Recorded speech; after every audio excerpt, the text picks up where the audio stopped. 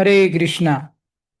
तो आज कल हमने चर्चा किया था नामकरण विधि, जो हम चर्चा कर रहे थे। तो यहाँ तक पहुंचे थे कि गर्गाचार्य जी जो है वो नंद गोकुल में पहुंच गए हैं। वहाँ गौशाला में जो है नामकरण के लिए जब रिक्वेस्ट किया नंद बाबा ने, तो गर्गाचार्य जी ने बोला कि बहुत ज्यादा बड़ा फेस्टिवल नहीं करना है, वरना कंस को पता चल जाएगा तो दिक्कत हो सकता है इधर गोकुल में भी। तो हम छोटे में ही कर देंगे। तो फिर गौशाला का जगह, गौशाला में ही बात हो रहा था, बोले इधर ही कर देते हैं। जमुना जी का जल ले आए वहां से, पास में ही जमुना जी बहती है वहां पे। तो सारा जो भी स्वस्ति वाचन जो भी करना है गर्गाचार्य जी ने कर दिया। फिर नंद बाबा ने जो है जो उनके पत्नी जसोदा जी और रोहिणी देवी वसुदेव के पत्नी, दोनों को बुलाया। तो दोनों जो है जसोदा जी एवं रोहिणी जी, वो दोनों बच्चों को लेके आए। तो रोहिणी जी जो है वो लेके आए थे जसोदा नंदन को, कृष्ण को। और जसोदा जी लेके आए थे रोहिणी नंदन बलराम को, अदल बदल करके दोनों बच्चों को लेके आए थे। तो गौशाला में आए, और आते ही सबसे पहले बलराम, मतलब बड़े हैं ना, अभी तो नाम बलराम नहीं दिया है, पर बड़ा बच्चा मतलब अग्रज। तो पहले जसोदा जी के गोद में थे वो। तो जसोदा जी ने जो है अपनी गोद में से बच्चे को दे दिया गर्गाचार्य की गोद में। तो गर्गाचार्य जी ने बच्चे को अपनी गोद में लिया। फिर उसका जो भी उनको देखना होगा, जो भी उन्होंने देखा, फिर उन्होंने नामकरण करना आरंभ किया। ये सारा स्टोरी गर्गाचार्य किसको बता रहे हैं? वसुदेव जी को बता रहे हैं, उधर मथुरा में रिटर्न जाके ऐसा बता रहे कि देखो मैंने ऐसे ऐसे किया था, ऐसे ऐसा ऐसा हुआ था। तो फिर उन्होंने देखा और नंद बाबा को बोल रहे हैं कि ये जो बच्चा है, ये बच्चा, ये दोनों कुल, यदु कुल और ये जो नंद बाबा का जो कुल है, दोनों कुल को पकड़ के रखेगा, सबको मिलाप कराएगा सबका, ऐसे। तो इसका नाम, और सबको आकर्षित करेगा अपनी ओर, तो इसलिए इसका एक नाम होगा संकर्षण। मतलब संकर्षण तो उन्होंने तीसरे नंबर पे नाम दिया था। अगर सीक्वेंस वाइज जब जाए तो सबसे पहले उन्होंने उनको नाम दिया था राम, सबसे पहला नाम। कि भाई ये जो समग्र यदुकुल है, इधर गोकुल है, मतलब सब अपने संबंधियों को, रिश्तेदारों को, फैमिली मेंबर्स को आनंद प्रदान करेगा ये। तो आनंद, राम का मतलब होता है आनंद। तो बोले इसीलिए इसका नाम होगा राम। और बोले बल, बल में इसके समान कोई नहीं होगा, है मतलब ये सबका लीडर बनेगा, पूरे कम्युनिटी का हेड बनेगा, लीडर बनेगा। तो इसे इसीलिए इसका नाम होगा बल। और फिर बोले बलराम, ऐसे। और एक बहुत भद्र होगा ये स्वभाव से भी, तो इसलिए इसका एक नाम होगा बलभद्र। तो इस तरीके से राम नाम दिया, बल नाम दिया, बलराम नाम दिया, और क्या नाम दिया? बलभद्र। और फिर ये संकर्षण वाला जो मैंने पहले बोल दिया था कि भाई सबको आकर्षित करेगा, सबको जोड़ के रखेगा, तो इसलिए इसका एक नाम होगा संकर्षण। तो इस तरीके से बलदेव जी का नामकरण किया। और तो अत्यंत, रोहिणी देवी उनकी माता है, तो वो जो है बहुत ही हर्षित हो गए, रोहिणी देवी। और उन्होंने पल्लू बिछाकर क्या किया? प्रणाम किया गर्गाचार्य को। जो स्त्रियां जब प्रणाम करते हैं, तो ऐसा बताया गया है शास्त्रों में कि उनको ऐसे दंडवत प्रणाम तो स्त्रियां कर ही नहीं सकते, है ना। जो पृथ्वी माता है वो सहन नहीं कर सकते उनके उस प्रणाम को। और जब वो जो आधा प्रणाम जो करते हैं, जिसको पंचांग प्रणाम कहते हैं, तो वो भी नीचे कुछ बिछा के करना चाहिए, ऐसा वर्णन है। तो इसलिए रोहिणी देवी ने क्या किया, पहले जो अपना पल्लू था वो नीचे बिछाया, और फिर पंचांग प्रणाम किया गर्गाचार्य को। तो इस तरीके से जो बड़ा बेटा था उसका नाम हुआ बलराम, मुख्य रूप से। फिर अभी बलदेव को गोद में दे दिया फिर से वापस। अभी जो है रोहिणी देवी, जिनके गोद में लाला थे, तो उन्होंने गर्गाचार्य जी की गोद में दे दिया अभी इनका नामकरण करने के लिए। तो अभी कृष्ण क्या है, दुनिया के जितने रस है संसार के, इस संसार के या आध्यात्मिक जगत के, जितना सब कुछ आनंद देने वाली है जो भी चीजें, सब कुछ किससे निकलती है? श्री कृष्ण से निकलता है ना। तो वही श्री कृष्ण साक्षात आनंद घन, मतलब ऐसे अगर पूछा जाए कि भाई श्री कृष्ण का शरीर किससे बना है, मान लो ऐसा सवाल पूछा, जैसे हमारा शरीर पंच महाभूत से बना है ना, और उस हड्डी है, खून है, सब लीवर है, किडनी है। वैसे पूछा जाए कि भाई कृष्ण का शरीर किससे बना है, तो कृष्ण का शरीर केवल और केवल और केवल आनंद से बना हुआ है। नख से सीख तक कृष्ण क्या है, और वो भी ये जड़ आनंद नहीं, चिदानंद, चित आध्यात्मिक आनंद से परिपूर्ण है उनका शरीर। अब सोचो उस परिपूर्ण आध्यात्मिक घन आनंद घन को गर्गाचार्य जी अपने हाथ में लेके बैठे हैं, कैसे हैंडल करेंगे? है जैसे आप 25,000 वोल्ट का जो होता है बिजली का तार, वो पकड़ लो हाथ में, हैंडल होगा क्या? झटका लगेगा ना जोरदार, क्योंकि इतना करंट बह रहा है उसमें से। तो गर्गाचार्य जी ने आनंद का हाई वोल्टेज है, हाई क्या, सुप्रीम वोल्टेज, इससे ऊपर कोई वोल्टेज है ही नहीं, मतलब इसके ऊपर कोई आनंद नहीं है, टॉप मोस्ट आनंद, और वो जहां से निकलता है उसको हाथ में पकड़ के बैठे, कैसे हैंडल कर पाएंगे? तो गर्गाचार्य जी को तो पूरे रोमांच हो रहा था, और पता नहीं क्या क्या, मतलब दिव्य उनके अंदर वो जो उन्माद होता है वो प्रकट हो रहा था। कैसे भी करके अपने आप को बहुत बड़ी मुश्किल से अपने आप को संभाल रहे थे, क्योंकि आनंद ही उतना हो रहा था। जैसे कोई व्यक्ति को बहुत आनंद होता है तो क्या करा, देखो बैठ नहीं सकता, वो नाचने लगेगा, गाने लगेगा, रोने लगेगा, है ना ऐसे। जैसे अभी आप बैठे हैं और आपको कोई अपने घर पे आके बोले अरे आपको 5 करोड़ का लॉटरी लग गया है, तो आप क्या करोगे, बैठोगे क्या ऐसे? हैं?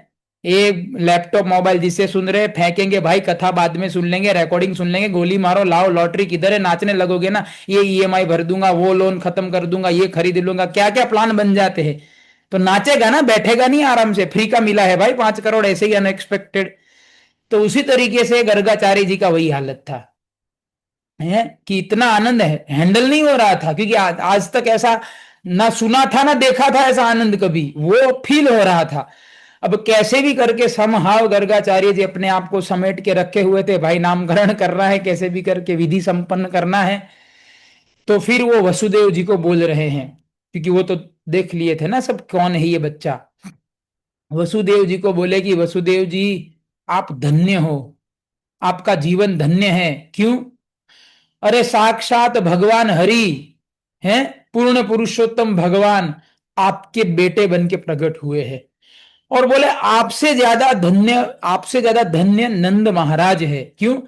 वो इस साक्षात पूर्ण पुरुषोत्तम भगवान को खिला पिला के बड़ा कर रहे, मतलब उसका देखभाल करके, क्या ना ब्रॉट अप इंग्लिश में कहते हैं।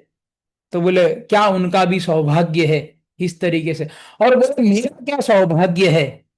बोले आपने बोला वसुदेव जी सुबह सुबह, और मैं वहां गया, बोले मेरा जीवन सफल हो गया, मेरा सारा जितना मैंने तप किया, जो भी किया, धर्म किया, बोले सब आज सफल हो गया।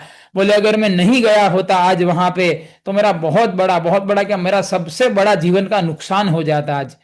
तो बोले आप भी धन्य है, नंद महाराज भी धन्य है, मैं भी धन्य, हम सब धन्य धन्य हो गए। तो वसुदेव जी सब सुन रहे थे, वसुदेव बाप है ना वो तो दोनों बेटों के, तो उनको बोले वो सब तो ठीक है, पर मुझे ये जानना है कि आपने नाम क्या दिया, उत्सुकता था कि मुझे नाम बताओ, आपने क्या नाम दिया दोनों बच्चों का, है ना। तो बलराम जी का तो पहले ही बता चुके थे, अभी अभी छोटे वाले का जानना था, वो जो बता रहे थे धन्य है ना हरि, तो बोले नाम नाम क्या दिया वो तो बताओ आप, उत्सुकता से पूछ रहे थे। तो गर्गाचार्य जी बोले अभी इसका मैं क्या ही नाम दूंगा। बोले ये जो बच्चा है ना, ये हर एक युग में अनेक युग में प्रकट हुआ है, हर युग में आता है ये बच्चा। कभी श्वेत वर्ण में आता है, कभी पीत वर्ण में आता है, कभी रक्त वर्ण, वर्ण मतलब कलर है, तो कभी सफेद कलर का शरीर लेके आता है, कभी गोल्डन कलर का कलर लेके आता है, कभी रक्त मतलब रेडिश वो कलर का बन के आता है। बोले इस बार जो है वो कृष्ण वर्ण लेके आया है, कृष्ण मतलब श्यामा, तो बोले इस बार कृष्ण वर्ण लेके आया है, इसीलिए इसका नाम होगा कृष्ण। और बोले वसुदेव जी जब से मैंने ये कृष्ण नाम दिया है उसको, जब से मैंने दिया है, बोले तब से लेके अभी तक, मतलब नाम दिया था सुबह का 11 बजे, अभी शाम के बजे थे 5 या 6, जो वसुदेव जी को वर्णन कर रहे थे। बोले नाम दिया तब से मैं अपने मन से, अपने मुंह से निकाल ही नहीं पा रहा हूं, मेरे मुंह से नॉन स्टॉप कृष्ण कृष्ण कृष्ण कृष्ण ही चल रहा है, छोड़ नहीं पा रहा हूं इस नाम को। क्यों छोड़ नहीं पा रहा हूं? बोले पता नहीं इस नाम में क्या अमृत है, क्या आनंद है। बोले मैं अपने आप को रोक ही नहीं पा रहा हूं, चाहता हूं तो भी नहीं रोक पा रहा हूं। निकले ही जा रहा है, निकले ही जा रहा है ये नाम, और आनंद आए ही जा रहा है, आए ही जा रहा है। तो ये गर्गाचार्य का वास्तविक रियलाइजेशन है। क्यों? क्योंकि गर्गाचार्य का हृदय शुद्ध था, उनके हृदय में काम क्रोध लोभ ये सब वासनाएं नहीं थी, इसलिए वो कृष्ण नाम का जो अमृत है ना वो महसूस कर पा रहे थे। अब हम भी जपते हैं, अभी पुरुषोत्तम मास में तो ज्यादा जपते होंगे हैं, हरे कृष्ण कृष्ण कृष्ण हरे हरे, हरे राम राम राम हरे हरे। पर हमें वो आनंद महसूस नहीं होता है। हम तो ये सोचते कब ये माला खत्म हो मेरी, तो आगे कोई दूसरे काम में लगू है। हमें उतना आनंद महसूस नहीं होता। अब गर्गाचार्य देखो, रोकना चाहे नहीं रोक रहे, रोक पा रहे हैं। क्या डिफरेंस है हम में और गर्गाचार्य में? नाम तो वही है कृष्ण, अंतर है हृदय की शुद्धता का। गर्गाचार्य का हृदय शुद्ध था, इसलिए वो आनंद के समंदर में गोते लगा रहे थे। और हमारे हृदय में काम क्रोध लोभ ईर्ष्या ये सब भरा पड़ा है, इसीलिए हमें वो कृष्ण नाम नाम का जो रस है, अमृत है ना, वो महसूस नहीं कर पाते हैं। तो कोई बोले क्या सॉल्यूशन है? सॉल्यूशन रूप गोस्वामी बताए उपदेशामृत में। क्या सॉल्यूशन है? जैसे जॉन्डिस, जॉन्डिस का बीमारी होता है, जॉन्डिस को हिंदी में पता नहीं क्या, पीलिया बोलते, हिंदी में क्या बोलते हैं? जॉन्डिस, हिंदी हिंदी मेरे को नाम नहीं पता एग्जैक्ट जॉन्डिस का। जॉन्डिस का जो बीमारी होता है तो उसमें मीठा भी कड़वा लगता है, इधर जीवा पे। आप गन्ने का जूस पियोगे तो वो कड़वा लगेगा। तो वो जॉन्डिस का इलाज क्या है? इलाज है गन्ने का जूस। पियोगे तो कड़वा लगेगा, पर वही इलाज है। क्या? कि भाई आप जो है उसको पीते जाओ पीते जाओ और पीते जाओ, तो धीरे धीरे वो गन्ने का जूस जो है ना वो जॉन्डिस का बीमारी ठीक कर देगा। और फिर गन्ने का जो अमृत है ना, उसका गन्ने का रस का जो मीठा वो महसूस होने लगेगा। तो उसी तरीके से जो कृष्ण नाम है ना, हमारे हृदय में काम क्रोध लोभ ये सब भरा पड़ा है, ईर्ष्या द्वेष जो भी कहो आप, तो इसका सॉल्यूशन है कि कृष्ण नाम जपते जाना है। हरे कृष्ण कृष्ण कृष्ण हरे हरे, हरे राम राम राम हरे हरे। ये मंत्र का जाप हम करते जाएंगे करते जाएंगे करते जाएंगे, ध्यान पूर्वक है, ध्यान पूर्वक, असावधानी से नहीं। ध्यान पूर्वक नाम जप करते जाएंगे तो धीरे धीरे हमारे हृदय के जो ये है ना, जो दुर्गुण जो अनर्थ वो सब चले जाएंगे। और जैसे गर्गाचार्य जो आनंद महसूस कर रहे हैं, वही आनंद हम लोग भी महसूस करने लगेंगे। और ये शास्त्र का भी यही कहना है। रूप गोस्वामी बताए, चैतन्य महाप्रभु भी बोले क्या? चेतो दर्पण मार्जनम, चित्त रूपी दर्पण, हमारा हृदय रूपी दर्पण क्या होगा? मार्जन, बोले साफ हो जाएगा। फिर क्या होगा? पूर्णामृता आस्वादनम, आपको पूर्ण अमृत का आस्वादन होगा, साधारण अमृत नहीं, पूर्ण अमृत। मतलब वो पीने के बाद जीवन में कोई इच्छा बाकी नहीं रहेगा, कुछ भी नहीं रहेगा कि मेरा कुछ अधूरा है रह गया। इतना पूर्णामृत का आस्वादन कराता है। और क्या कराता है? आनंदाम बुद्धिवर्धनम, अम्बुद्धि मतलब समुद्र, आनंद मतलब तो आप जानते हैं वर्धनम बढ़ाना। बोलिए कृष्ण नाम जो है ना, ये केवल पूर्ण आनंद देगा नहीं, ये आनंद हर सेकंड बढ़ता जाएगा। और एक श्लोक है, नाम चिंतामणि कृष्ण चैतन्य रस विग्रह है, नित्यो मुक्तो शुद्ध पूर्ण अभिन्नत्वम नाम नामीनो। ये भी एक श्लोक है कि ये नाम जो है वो चिंतामणि जैसा है, टच स्टोन। तो नाम की तो मतलब अनंत अनंत महिमा है भगवान के। तो शॉर्ट में ये यहाँ पे शिक्षा है हम सब बद्ध जीवों के लिए कि कृष्ण नाम जो है ना उसमें बहुत अमृत है, यही बता रहे गर्गाचार्य। पर हमें अगर वो अमृत महसूस करना है, हमें भी, और संसार का जो निकृष्ट रस छोड़ना है, सांसारिक रसों को छोड़ना है, तो सॉल्यूशन है कृष्ण नाम का जप करते जाए। जैसे पीलिए की बीमारी का सॉल्यूशन है गन्ने का जूस, शुरू में कड़वा लगेगा बाद में मीठा। तो अभी हमारा जॉन्डिस का बीमारी है हमारे आत्मा के ऊपर, अज्ञान रूपी जॉन्डिस। तो वो कृष्ण नाम जप करते जाएंगे तो चित्त शुद्ध हो जाएगा और हमें भी वो अमृत का आस्वादन होगा। और ये पुरुषोत्तम महीना 1000 या हजारों गुना ज्यादा साफ होगा इस महीने में नाम जप से। तो ज्यादा शुद्धिकरण हो रहा है, तो इसीलिए हमें ज्यादा जप करना है ना। अभी वसुदेव जी नेक्स्ट क्वेश्चन पूछे कि मेरे बेटे, मतलब इसका प्रभाव क्या होगा? नाम तो आपने बता दिया कृष्ण, प्रभाव क्या होगा? क्योंकि पहले के जमाने में ये जो वैदिक सभ्यता है हमारी, तो उसमें जब संस्कार है ये, तो जब पहले तो गर्भाधान संस्कार होता है, मतलब बच्चे को गर्भ में डालने से पहले, तो गर्भाधान संस्कार होता है। फिर जब बच्चे का जन्म होता है, चाहे लड़का हो चाहे लड़की हो, जन्म के दिन सेम डे, उसी दिन उसका जन्म संस्कार, या पता नहीं टेक्निकल नाम मेरे को पता नहीं है, वैदिक नाम क्या है, वो संस्कार किए जाते हैं। उस दिन जो ज्योतिष होते हैं वो उसका पूरे जीवन का कुंडली बनाते हैं उसी समय। अभी तो बच्चा पैदा हुआ है, मतलब 1-2 घंटा हुआ है पैदा हुआ उसको, उसी समय बता देते हैं। उस बच्चे का 100 साल तभी के तभी बता देते हैं कि ये बच्चा कब क्या करेगा, कैसे करेगा, सब XYZ बता देते हैं। क्यों बता देते हैं? ताकि उसके माता पिता जो है उसको उसके अनुसार ट्रेनिंग दे सके हैं। जैसे शिल प्रभुपाद जो है, जिन्होंने इस्कॉन का स्थापना किया, शिल प्रभुपाद जब प्रकट हुए संसार में, तो उनके पिताजी ये सब वैदिक स्टैंडर्ड फॉलो करते थे, तो उन्होंने ज्योतिष को बुलाया था। ज्योतिष ने प्रभुपाद का कुंडली बनाया, तो ज्योतिष ने उसी समय बोला था जब प्रभुपाद प्रकट हुए थे 1896 में, तो बोले कि ये बच्चा जो है 70 साल का जब होगा, 70 ईयर्स का, तब ये समंदर पार करके विदेश जाएगा और वहां जाकर 108 मंदिर बनाएगा।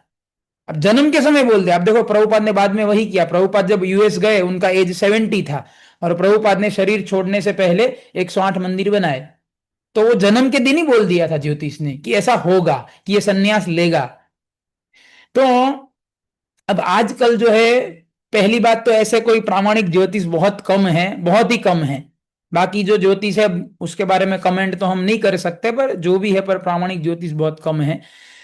और ज्योतिष विद्या का आजकल दुरुपयोग भी होता है। जैसे वो ज्योतिष के पास जाते हैं, बोले देखो ना हमारा क्या है, तो बोले ये है, तो बोले ठीक है ये विधि करा देते, वो विधि। वास्तविक उद्देश्य ये नहीं है ज्योतिष शास्त्र का। ज्योतिष शास्त्र मतलब हमारे कर्म में जो है वो भुगतना ही है। आप ज्योतिष शास्त्र जान के उसको ज्यादा कुछ छेड़खानी नहीं कर सकते, बदल नहीं सकते। ज्योतिष क्यों क्यों कुंडली बनाया जाता था बच्चे का जन्म होते ही? जैसे मान लो कि कोई बच्चा पैदा हुआ, उसी दिन कुंडली बनाया, तो ज्योतिष ने बोला कि भाई ये बच्चा जो है ना, ये अपने जीवन में कभी पैसा नहीं कमा पाएगा, ये हमेशा गरीबी रहेगा। ठीक है, ज्योतिष ने बता दिया। तो आजकल उसके माता पिता क्या बोलेंगे? कौन से ग्रह का वीटी पहना दे ताकि उसको पैसा मिलेगा, क्या विधि करा दे? वो मूर्खता है, वो होगा नहीं। वो उसके कर्म में है गरीबी, वो गरीबी रहेगा। तुम कोई भी नंग पहना दो उसको, कोई भी विधि करा दो, वो गरीबी ही रहेगा, क्योंकि कर्म ऐसे है उसके।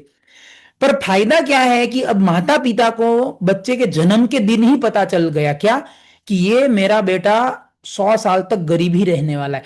तो माता पिता क्या करेगा अभी, उसको बचपन से ही गरीबी का ट्रेनिंग देंगे, गरीबी में कैसे जीवन जीते हैं।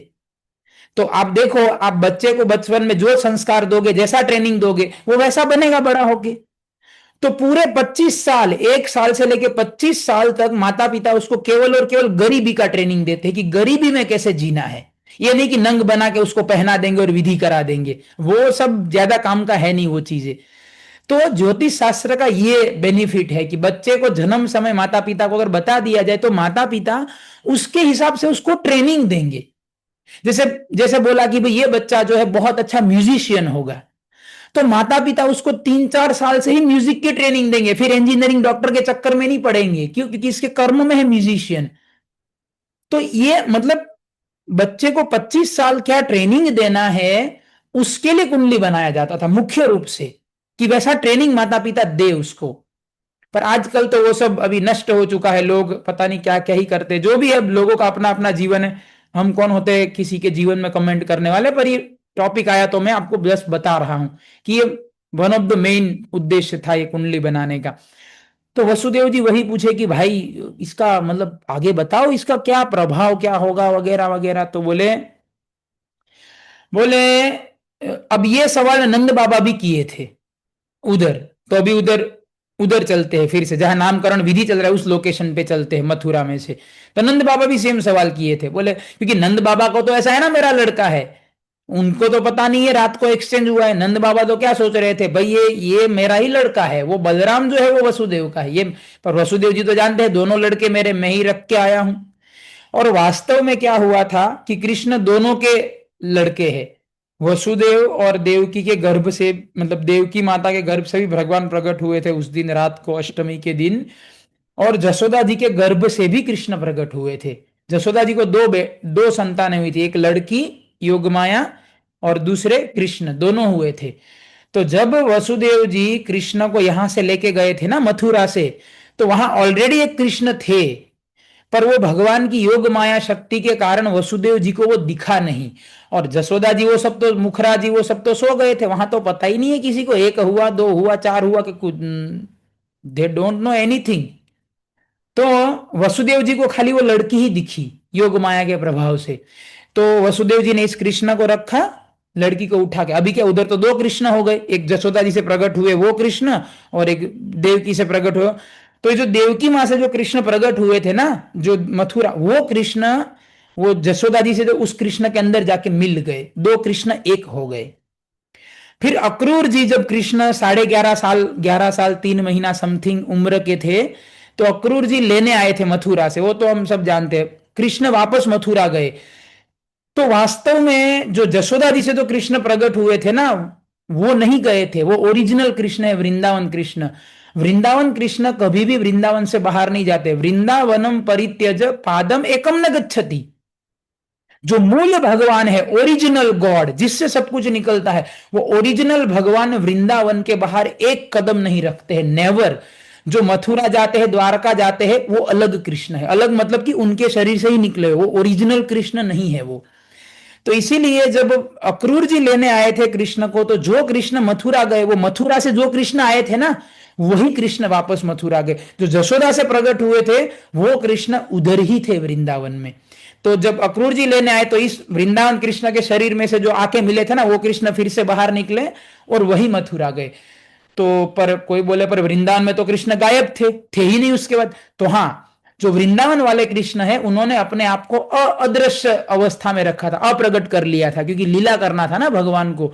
जो व्रजवासी भाव थे, उनको विरह भाव का आस्वादन कराना था। डिवोशन इन सेपरेशन बोलते हैं उसको, वो सबसे टॉप मोस्ट भक्ति है। तो वो भक्ति का आस्वादन कराने के लिए भगवान व्रज में, हालांकि व्रज में ही थे कृष्ण, पर अप्रगट हो गए। तो गोपियों और जसोदा सबको लगता था कि कृष्ण नहीं है, पर ऐसा था नहीं वास्तव में। तो ये सब रस की और मतलब आचार्यों ने जो बताया अंदर की बातें हैं। अभी तो हम मुख्य मुख्य जो है वही चर्चा करते हैं। तो बोले प्रभाव क्या होगा। तो अब नंद बाबा को बोले, एक तो कृष्ण नाम दे दिया, बोले इसका नाम वासुदेव भी होगा। क्यों होगा? क्योंकि ये जो लड़का है ना, ये कभी वसुदेव का भी पुत्र बना है। अब गर्गाचार्य तो जानते थे ना कि वो आया है उधर से, तो गर्गाचार्य उस सेंस में कह रहे थे कि भाई वसुदेव का भी लड़का है। अब नंद महाराज क्या सोचे, नंद महाराज ये सोचे कि अच्छा, ये वसुदेव का भी लड़का, मतलब नंद बाबा ये सोचे कि मेरा और वसुदेव का तो जन्मों जन्मों का नाता है। तो इसका मतलब है कि पिछले जन्म में या कोई और जन्म में वसुदेव का भी लड़का था। मतलब वो तो जन्म ही चेंज कर दिए, उनको लगा पिछले जन्म की या कोई और जन्म की बात हो रही। जबकि गर्गाचार्य क्या बोल रहे थे, इसी जन्म में भाई वो वसुदेव का लड़का बना था। तो इसीलिए बोले वसुदेव का लड़का है, इसीलिए वासुदेव नाम होगा उसका, एक नाम वासुदेव। इसीलिए कहते हैं ना वासुदेव कृष्ण कहते हैं, ओम नमो भगवते वासुदेवाय। और वासुदेव का दूसरा मतलब ये भी होता है कि जो अंतर्यामी, जो सबके हृदय में रहता है और सबका जानता है मनोभाव। तो कृष्ण भगवान गीता में बोले सर्वस्य चाहम हृदय सन्निविष्टो, भगवान बोले मैं सबके हृदय में हूं, सबके विचार जानता हूं मैं। तो इसीलिए भी उनको वासुदेव कहते हैं, है ना। फिर फिर बोले आगे बताइए और जान। अब देखो बाप है तो बेटे के बारे में जानना चाहेगा ना, बेटे का भविष्य। बोले और बताइए और मेरे बेटे के बारे में। बोले ये जो आपका लड़का है ना, ये आपके पूरे नंद, आपका जो गोकुल व्रज है, इन सब की बड़ी बड़ी विपत्तियों से रक्षा करेगा, बड़े बड़े असुरों से आप सबकी रक्षा करेगा। और बड़ी बड़ी विपत्ति जो आपके ऊपर आने वाली होगी, वो इसकी उपस्थिति मात्र से सब कुछ टल जाएगा, है। विघ्नहर्ता होगा मतलब ये सबका। और बोले विघ्नहर्ता तो सेकेंडरी है, ये पूरे व्रज को, केवल आपको नहीं, केवल आपके परिवार को नहीं, ये पूरा आपका जो व्रज 84 कोष है, उसमें सबको परम आनंद देने वाला होगा, परम आनंद प्रदान करेगा। और बोले आपके बेटे से, केवल आपकी नहीं, पूरे संसार में, पूरे ब्रह्मांड में जो भी व्यक्ति आपके बेटे से प्रेम करेगा, जिसका भी प्रेम हो जाएगा आपके बेटे से, वो परम सौभाग्यशाली हो जाएगा। महा सौभाग्य का उदय होगा उस व्यक्ति का जो आपके बेटे को प्रेम करेगा, है। और जो आपके बेटे की चरण चरण कमल का शरण लेगा, जो आपके बेटे की शरण में आएगा, उसका दुश्मन कभी उसको परास्त नहीं कर पाएगा। जैसे देखा ना, 5 पांडव हैं, श्री कृष्ण की चरण लिए हुए थे, शरण में थे। क्या पांडवों की इतनी बड़ी अक्षौहिणी की अक्षौहिणी सेना लेके आए थे, भीष्म, कृपाचार्य, कर्ण, कैसे कैसे वॉरियर थे, फिर भी क्या जीत पाए? नहीं जीत पाए। वो पांडवों की सेना आधी भी नहीं थी, आधे से भी कम थी, तो भी हार गए। कभी दुश्मन जीत नहीं सकता, क्यों? क्योंकि उन्होंने कृष्ण की शरण ली है। तो ये भी हमारे लिए शिक्षा है। ये गर्गाचार्य जी हमारे लिए तो बोल रहे हैं सारा, कि भाई कृष्ण से प्रेम करो, तुम्हारा महा सौभाग्य का उदय होगा। कृष्ण के सरेंडर करो, शरणागत हो जाओ, कभी दुश्मन तुम्हारा बाल भी बांका नहीं कर सकते। ये हमारे लिए तो है, और किसके लिए है ये? फिर बोले, ये जो आपका बेटा है, ये बोले गुण में, शक्ति में, फेमस होने में, ज्ञान में, वैराग्य में, सुंदरता में, है, बोले मतलब कंपैरिजन, उपमा देने के लिए कोई है नहीं मेरे पास। बोले नारायण ही कुछ हद तक इसकी बरोबरी कर सकते हैं।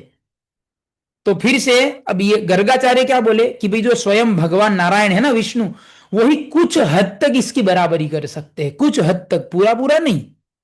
अब नंद बाबा क्या समझे, बड़े भोले भाले और शुद्ध स्वभाव के थे। नंद बाबा समझे कि अच्छा, मतलब मैं तो नंद बाबा अपने घर पे नारायण की पूजा करते हैं। तो बोले अच्छा, मैं नारायण का पूजा करता हूं तो ये नारायण का ही प्रसाद है, मतलब अच्छा नारायण जैसा होगा।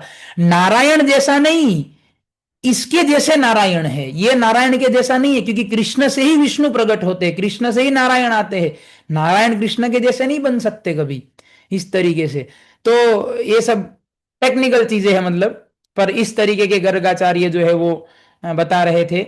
और फिर लास्ट में बोले नंद बाबा को कि देखो, आप जो है ना, इसकी रक्षा करना है, इसका बड़ा बड़ा देखभाल करके, बड़े प्रेम से, केयरफुली, काफी सारे असुर आएंगे इसके ऊपर अटैक करने, तो आप बहुत ही प्रेम से इसका, प्रेम से और केयरफुली इसका बड़ा करना, इसका संभालना, ध्यान रखना इसका, है। तो ऐसा जब कहा तो नंद बाबा ने बोला, मेरा जितना, मेरा धन संपत्ति, मेरे गाय, जितना मेरा प्रॉपर्टी, सब कुछ बोले मैं इसके चरण कमलों में शरणागत कर देता हूँ, न्यौछावर कर देता हूँ ऐसे। और बोले इसका देखभाल बड़े अच्छे से, वो तो करेंगे ही भाई, प्रेम था उनका, भगवान है, कौन प्रेम नहीं करेगा, है। अभी जो है नंद बाबा बोले कि मैं आपको कुछ दक्षिणा देना चाहता हूँ, है। तो गर्गाचार्य जी बोले नहीं नहीं, कोई दक्षिणा नहीं। बोले दक्षिणा तो छोड़ो, आप मेरे को छोड़ने के लिए गौशाला के गेट तक भी नहीं आओगे। क्यों? अरे थोड़ा सा भी किसी ने देख लिया, कुछ हुआ, बात फैल जाएगा, कंस तक पहुंच जाएगा, सीक्रेट रखना है इसको, सीक्रेट रखना है। तो बोले आप छोड़ने भी नहीं आओगे, मैं अपने हिसाब से जा रहा हूं, आप लोग इधर ही रहो, अपने काम में लग जाओ। अभी नामकरण हो गया दोनों का, कृष्ण और बलराम, ऐसे। तो फिर जो है सबने प्रणाम किया, जो रोहिणी देवी, जसोदा जी ने, जो दोनों बच्चे थे कृष्ण बलराम, दोनों को गर्गाचार्य के चरणों में रख दिया। फिर दोनों देवियों ने, जसोदा जी रोहिणी ने अपने पल्लू बिछा के उसके ऊपर प्रणाम किया, नंद बाबा ने प्रणाम किया, और फिर गर्गाचार्य वहां से विदा हुए। तो ये बहुत शॉर्ट में, मतलब 1 घंटे के आसपास ये सारा विधि हो गया था। अभी जो है गर्गाचार्य को जाना था मथुरा, तो गर्गाचार्य निकले वापस जाने के लिए। अब पता नहीं उनको हृदय में से क्या प्रेरणा हुआ कि वो मथुरा की ओर ना जाकर जमुना जी के किनारे चल दिए, और जमुना जी की ओर जाने लगे। तो अभी 11:30 12:15 हो गए। तो 12 बजे गायत्री करना होता है, 3 संध्या होती है ना, सुबह, दोपहर, शाम, 3 बार गायत्री करना होता है। तो दोपहर संध्या का टाइम हो गया, तो जमुना के किनारे ही चल रहे थे।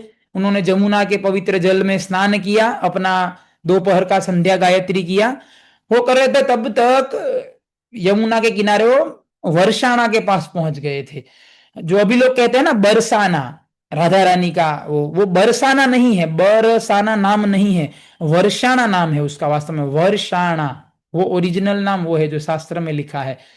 तो वर्षाणा सामने ही दिख रहा था। अब वर्षाणा वाला एरिया आ गया, तो सब उस उस एरिया के लोग वहीं पे ग्वाले सब थे।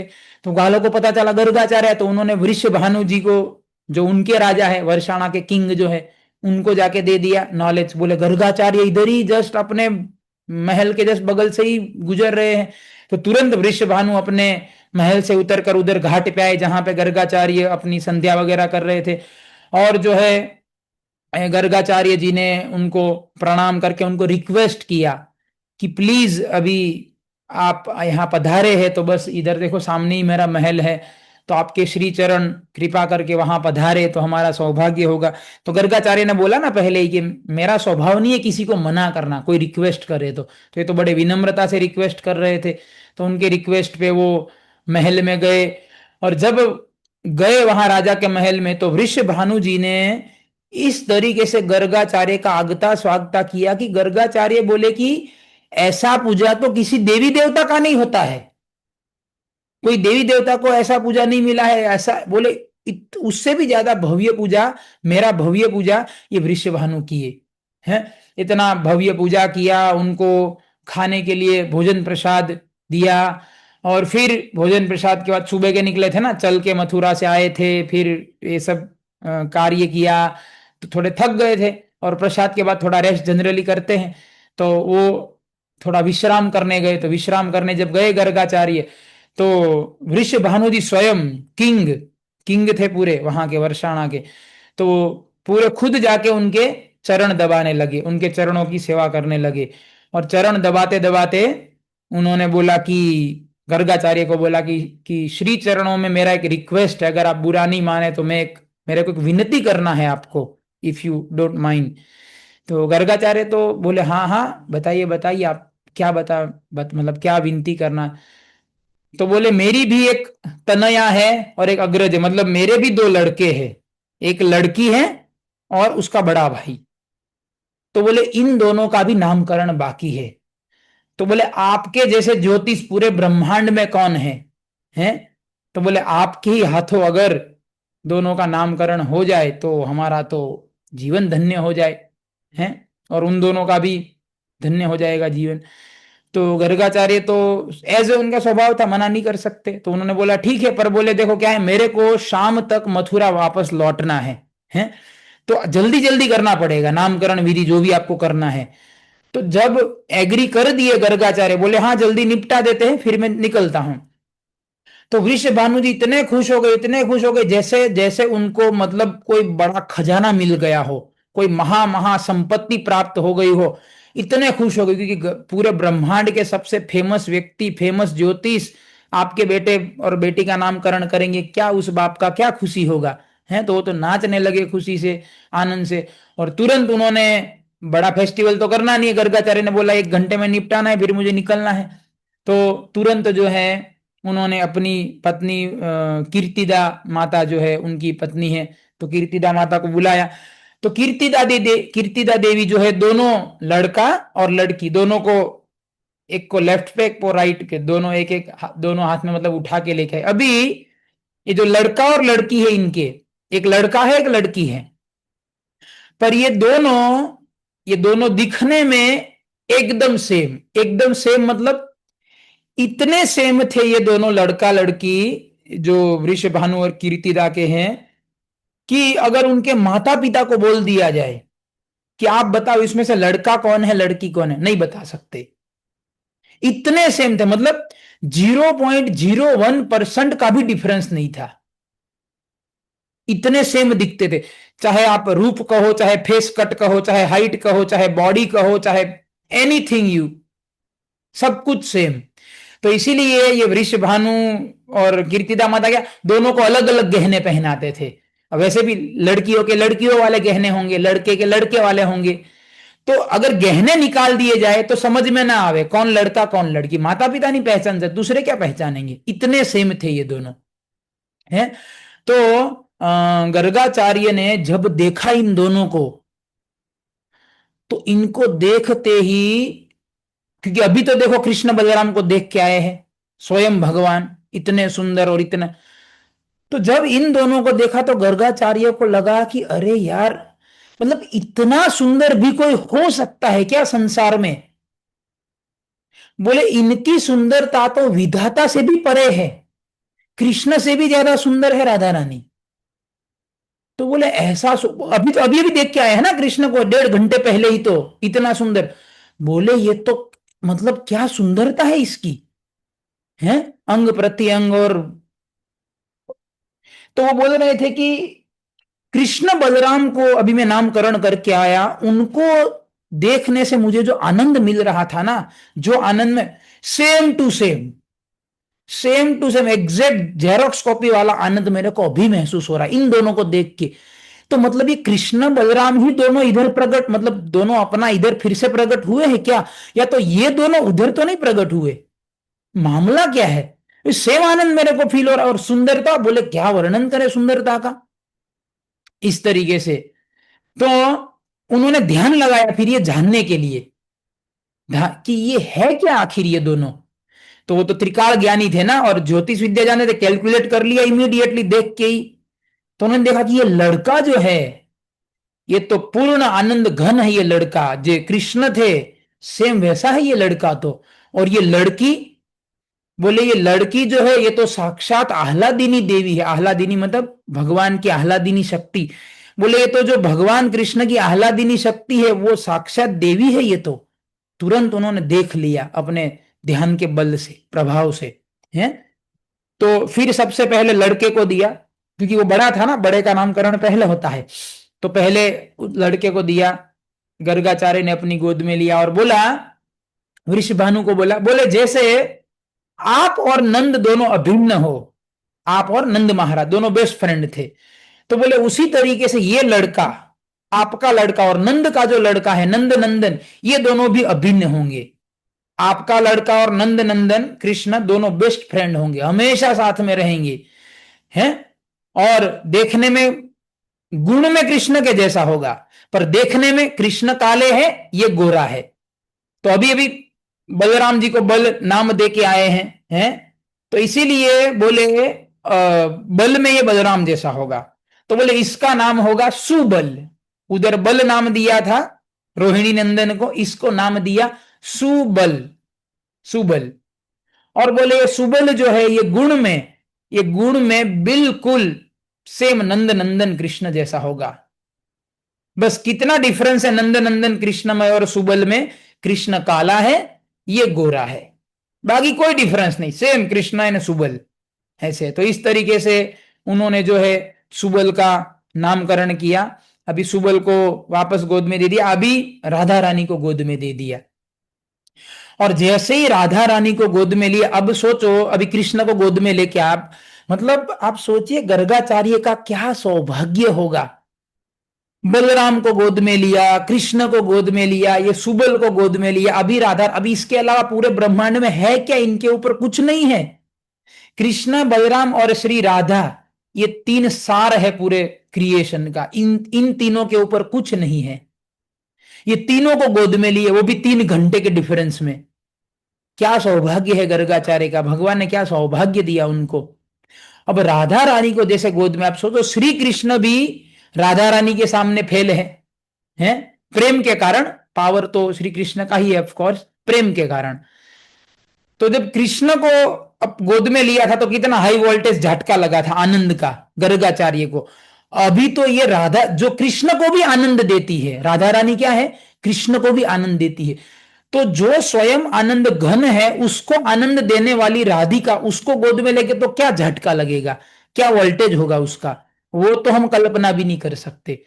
तो राधा रानी को गोद में लेते ही गर्गाचार्य ये भूल गए कि मैं गर्गाचार्य हूं, मतलब टोटली ही फॉरगॉट हिमसेल्फ। मैं कहां बैठा हूं, क्या हूं मैं, ये शरीर सब कुछ टोटली भूल गए। ये हम कल्पना नहीं कर सकते, बहुत दिव्य अवस्था है, केवल हम सुन सकते हैं ये, ना इसके बारे में कल्पना कर सकते। समझना क्या तो भूल ही जाओ, समझ में आने वाली नहीं है, सभी आध्यात्मिक चीजें हैं।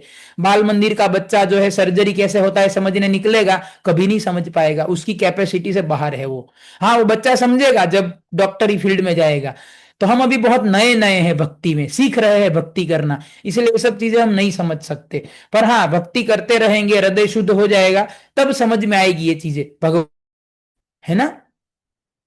तो लिया और फिर उन्होंने देखने लगे, वो नाम देना है ना अभी, तो देखने लगे अपने पावर का यूज करके। तो बोले ये जो लड़की है ये तो जितनी आराध्य देवियां है पूरे संसार में, सबकी तो बॉस है ये, सबकी प्रेसिडेंट है ये, है सारी आराधिका शिरोमणि है। और भगवान की जो आह्लादिनी शक्ति है उसकी देवी है खुद ये, महाभाव स्वरूपा है, महाभाव स्वरूपा है ये। और इसका नित्य नाम, बोले मैं नाम नहीं दे रहा हूं इसको, इसका नित्य नाम श्री राधा है। इस तरीके से गर्गाचार्य ने उनको नाम दिया, बोले नित्य नाम है इसका ये राधा। और फिर जो है वहीं पे खड़े थे कीर्तिदा माता। कीर्तिदा माता ने सवाल पूछा कि इसका शील कैसा होगा।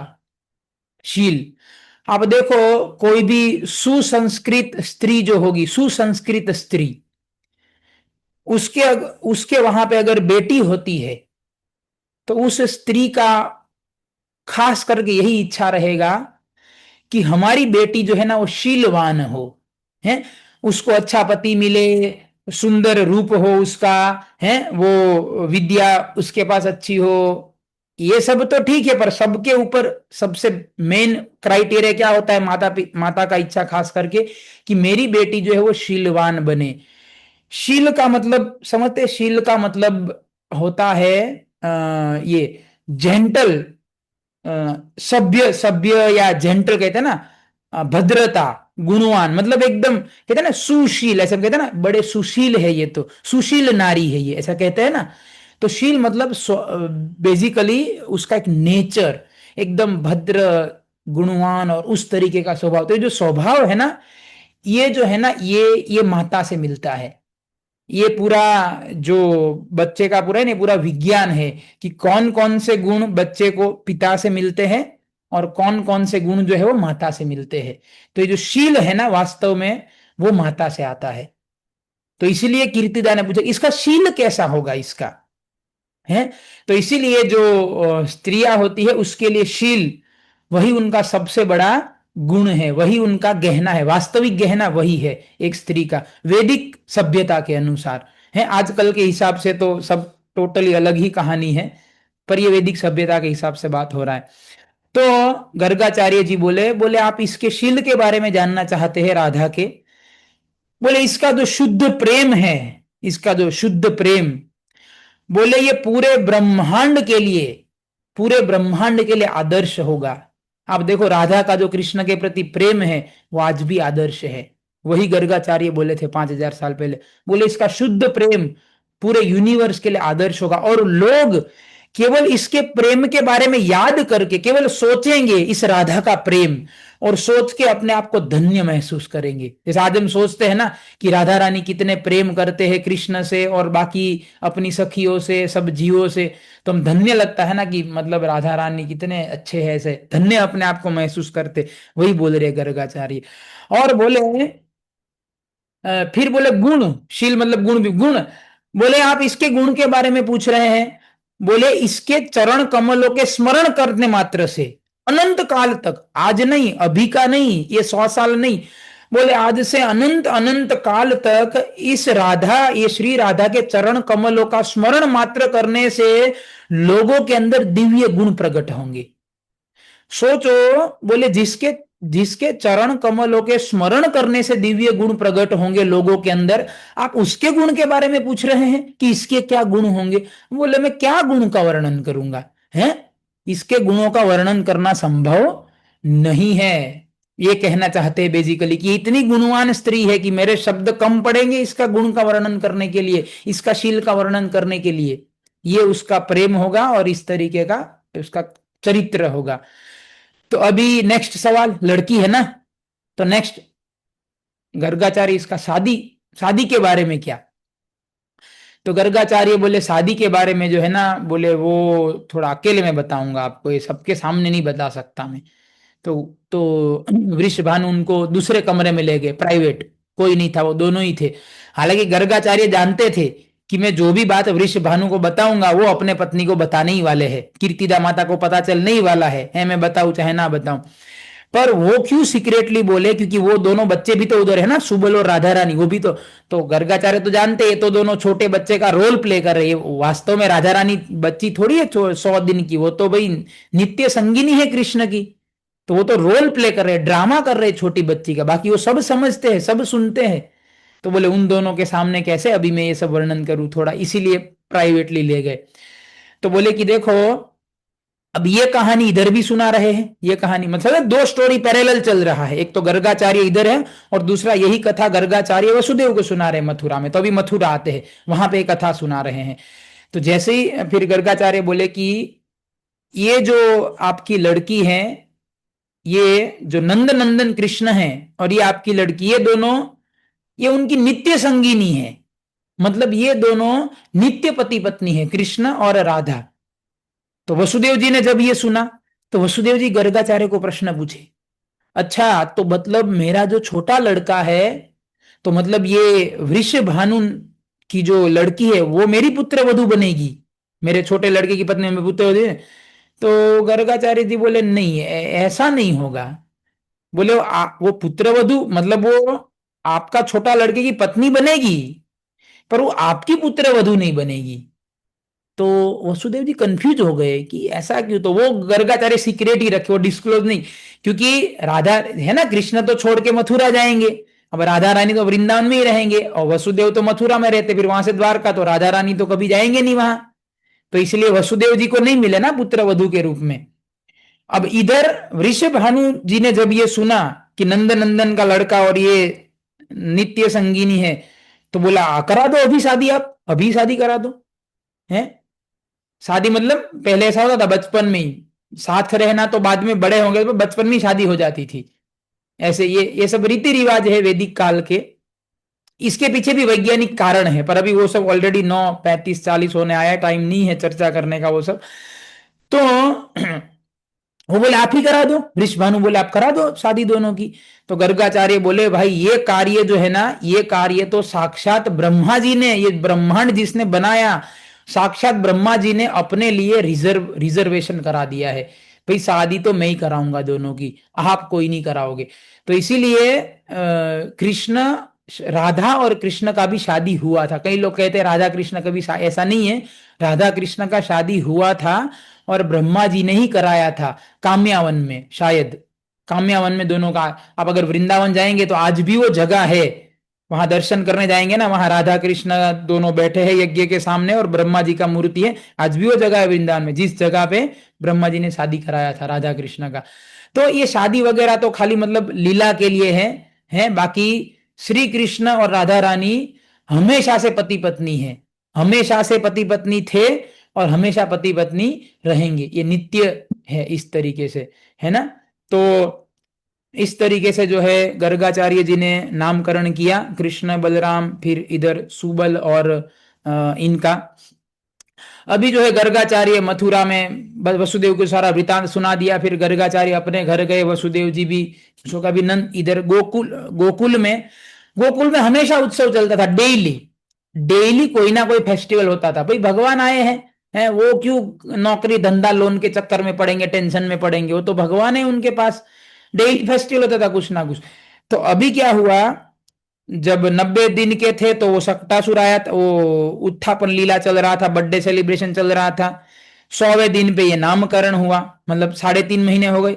अभी 4 महीने होते ही एक और विधि होता है जिसको कहते हैं सूर्य दर्शन विधि, भास्कर दर्शन विधि, चौथे महीने पे। फिर छठे महीने के आसपास अन्नप्राशन सेरेमनी होता है कि फर्स्ट टाइम अन्न खिलाया जाता है।